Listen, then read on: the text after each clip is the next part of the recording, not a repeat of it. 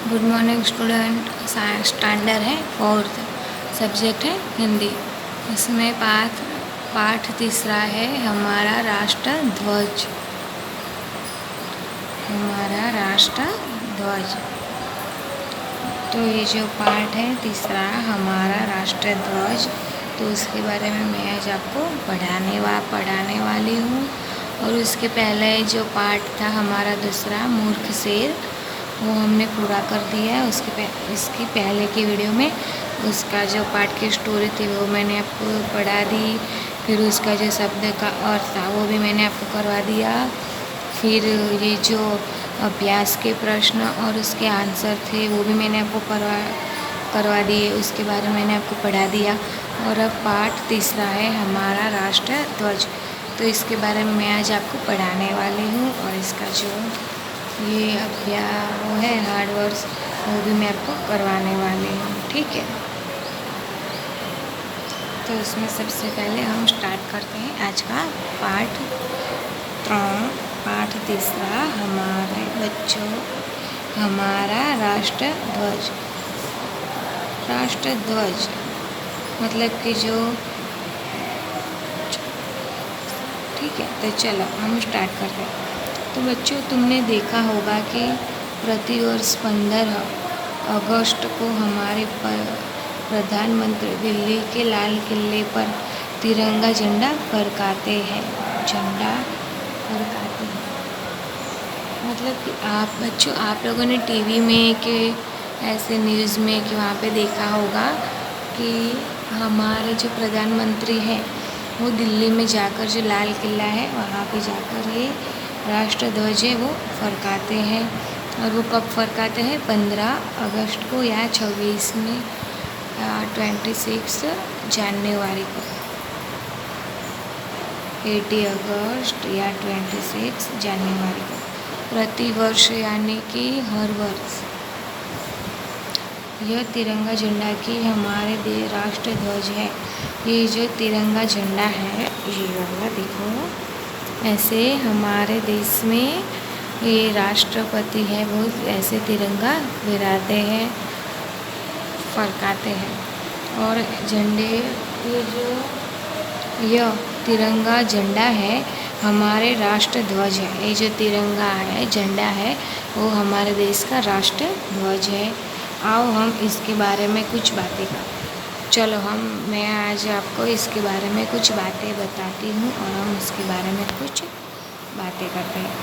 तिरंगा झंडा 3 रंगों से, पट्टियों से मिलकर बना है। ये जो झंडा है ये वाला, ये 3 पट्टियों से बना है, 3 पट्टियों से बना है, ठीक है। तो सबसे ऊपर केसरिया रंग की पट्टी है। तो इस झंडे की सबसे ऊपर कौन से रंग की पट्टी है? तो केसरिया रंग की पट्टी है। ये केसरिया रंग की पट्टी है, ये क्या सूचित करता है? तो यह रंग वीरता और बलिदान की याद दिलाता है। ये जो केसरिया रंग की झंडे के ऊपर की जो पट्टी है ये वीरता और बलिदान की याद दिलाता है। पुराने समय में वीर सैनिक केसरिया पहनकर ही युद्ध करते थे। मतलब कि जो पुराने ज़माने के जो योद्धा थे, जो सैनिक थे, वो लोग केसरिया रंग के ही कपड़े पहनकर युद्ध करते थे। फिर है इस झंडे के बीच की पट्टी सफ़ेद है। देखो, इस झंडे की जो बीच की पट्टी है वो सफ़ेद है।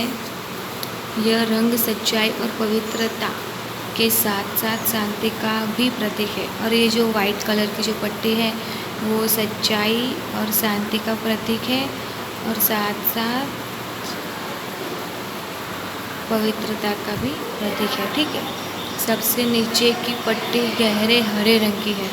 जो सबसे नीचे की पट्टी ये वाली 3 नंबर की, ये हरे रंग की है, गहरे हरे रंग की है। यह हरा रंग खुशहाली का प्रतीक है। और हरा रंग किसका प्रतीक है? तो खुशहाली का प्रतीक है। अधिक अन्न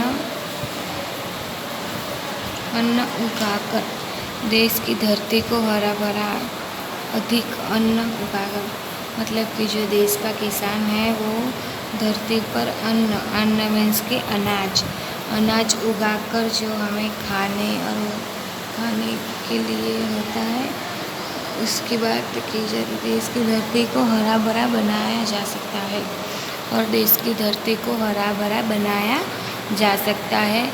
इसी से देश की खुशहाली आएगी, और इसी से देश की खुशहाली आएगी।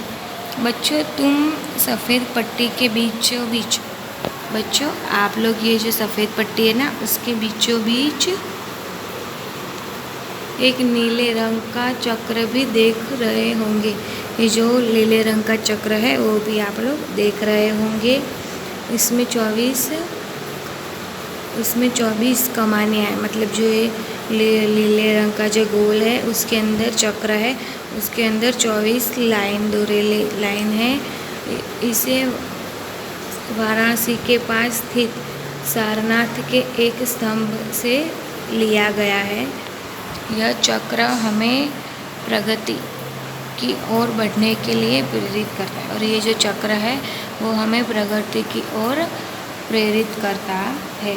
बच्चों, हमें राष्ट्रध्वज का सदैव सम्मान करना चाहिए। इस ध्वज को फहराते समय इन बातों का ध्यान अवश्य रखना चाहिए। और ये जो राष्ट्रध्वज है इसे का हमें सम्मान करना चाहिए। और जब भी 15 अगस्त या 26 जनवरी को हम इसे फहराते हैं, तब बहुत सारी बातें का हमें ध्यान रखना चाहिए, जैसे कि इनकी केसरिया रंग की पट्टी सदा ऊपर होनी चाहिए, और इस ध्वज में जो केसरिया रंग की पट्टी है वो सदैव ऊपर होनी चाहिए। इसे अन्य झंडों से ऊंचा रखकर फहराना चाहिए, मतलब कि ये जो झंडा है उसे सबसे ऊंचा रखकर फहराना चाहिए। संध्या के समय उसे उतार लेना चाहिए, और जब संध्या में इसके शाम हो जाए तब इसे उतार देना चाहिए। इसे कभी भी फटा हुआ दिशा से नहीं फरकाना चाहिए, और ये फट गया हो तो इसे नहीं फरकाना चाहिए। ठीक है, तो बच्चों आपको इसमें समझ आया होगा। आप एक बार ये वीडियो देखेंगे तो आपको समझ में आ जाएगा। फिर से मैं एक बार ये जो स्टोरी है उसको मैं आपको बता दे रही हूँ, फिर से मैं आपको पढ़ा दे रही हूँ, लेकिन शॉर्ट में पढ़ाऊँगी, मैं आपको बता दूँ। ये इसमें इस पार्ट में झंडे की बात की हुई है, राष्ट्रध्वज। तो ये राष्ट्रध्वज है ना, 3 पट्टियों से बना होता है, मिलकर बना हुआ है। सबसे ऊपर मतलब कि जो सबसे ऊपर की पट्टी है वो केसरिया रंग की पट्टी है। केसरिया रंग की वो है, वो वीरता और बलिदान का याद दिलाता है।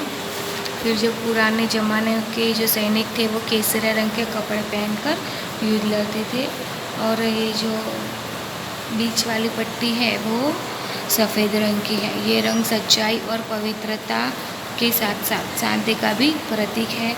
सबसे नीचे की पट्टी है वो ग्रीन कलर की है, और वो हरा रंग खुशहाली का हरा रंग किसकी प्रतीक है, तो खुशहाली का प्रतीक है।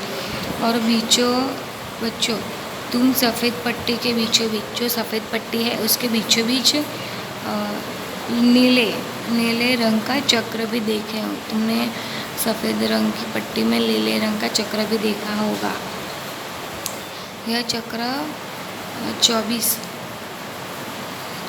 कमानियाँ है। इसे वाराणसी के पास स्थित राजस्थान से एक स्तंभ से लिया गया है। ये चक्र हमें प्रगति की ओर बढ़ने के लिए प्रेरित करता है, और इस झंडे को फहराते समय हमें कुछ बातें का ध्यान रखना चाहिए, जैसे कि जो केसरिया रंग की पट्टी है वो हमेशा ऊपर आनी चाहिए।